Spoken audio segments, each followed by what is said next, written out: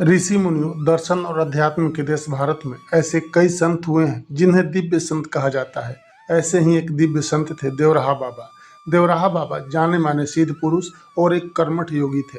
देवराहा बाबा की उम्र के बारे में लोगों के बीच ऐसी मान्यता थी कि बाबा करीब 500 सालों तक जिंदा थे।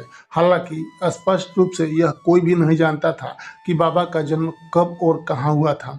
देवराहा बाबा का जन्म उत्तर प्रदेश के देवरिया जिले में माना जाता है। साधारण रहन सहन और सरल जीवन जीने वाले बाबा लोगों के मन की बातें बिना बताए ही जान लेते थे। सहज, सरल और बेहद शांत स्वभाव वाले देवराहा बाबा से आशीर्वाद लेने के लिए आम जन से लेकर नेता, उद्योगपति, फिल्मी सितारे और बड़े बड़े अधिकारी उनके पास आते थे। आइए आज के इस वीडियो में जानते हैं बाबा के जीवन से जुड़े उनके चमत्कारों के बारे में।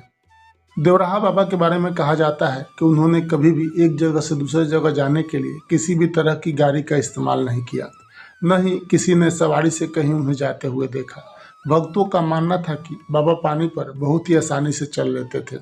बाबा हर साल माघ मेले के समय प्रयाग आते थे। यमुना किनारे वृंदावन में वह आधा घंटा तक पानी में बिना सांस लिए रह लेते थे। देवराहा बाबा ने अपनी उम्र, तप और सिद्धियों के बारे में कभी कोई दावा नहीं किया, लेकिन उनके इर्द गिर्द हर तरह के लोगों की ऐसी भीड़ रही जो उनमें चमत्कार तलाशती थी। देवराहा बाबा हमेशा एक ऊंचे लकड़ी से तैयार मचान पर बैठकर लोगों को आशीर्वाद और प्रसाद दिया करते थे।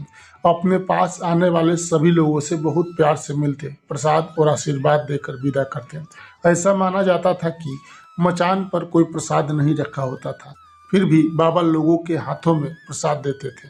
देवराहा बाबा न सिर्फ मनुष्यों के मन की बात जान लिया करते थे, बल्कि वे जानवरों की भाषा और बोली को भी समझ जाते थे। वे जंगली जानवरों को अपने बस में कर लेते थे। लोगों के बीच यह मत था कि बाबा को हर चीज के बारे में सब पता रहता था। कब, कौन, कहाँ उनके बारे में चर्चा हुई। इसके अलावा बाबा निर्जीव चीजों को भी अपने बस में कर लेते थे। वे कैमरे से फोटो खींचने को बोलते, लेकिन कैमरे में उनकी फोटो नहीं बन पाती थी। उनकी याददाश्त बहुत तेज हुआ करती थी। वे एक बार किसी से मिल लेते तो बरसों बाद भी उसके खानदान के बारे में बता देते थे। देश में आपातकाल के बाद इंदिरा गांधी चुनाव हार गई। तब इंदिरा गांधी देवराहा बाबा से आशीर्वाद लेने गई। बाबा ने उन्हें हाथ उठाकर पंजे से आशीर्वाद दिया। वहां से लौटने के बाद इंदिरा गांधी ने कांग्रेस का चुनाव चिन्ह हाथ का पंजा ही तय किया। इसी चिन्ह पर 1980 में इंदिरा गांधी के नेतृत्व में कांग्रेस ने प्रचंड बहुमत प्राप्त किया और वे देश की प्रधानमंत्री बनी। इसी तरह एक बार देवराहा बाबा से मिलने प्रधानमंत्री राजीव गांधी को आना था। आला अफसरों ने हेलीपैड बनाने के लिए वहां लगे एक बबूल के पेड़ के डाल काटने के निर्देश दिए। पता लगते ही बाबा ने एक बड़े अफसर को बुलाया और पूछा कि पेड़ क्यों काटना चाहते हो। अफसर ने कहा, प्रधानमंत्री आ रहे हैं, इसलिए जरूरी है। बाबा बोले, तुम यहाँ प्रधानमंत्री को लाओगे, प्रशंसा पाओगे, प्रधानमंत्री का नाम भी होगा, लेकिन दंड तो बेचारे पेड़ को भुगतना पड़ेगा।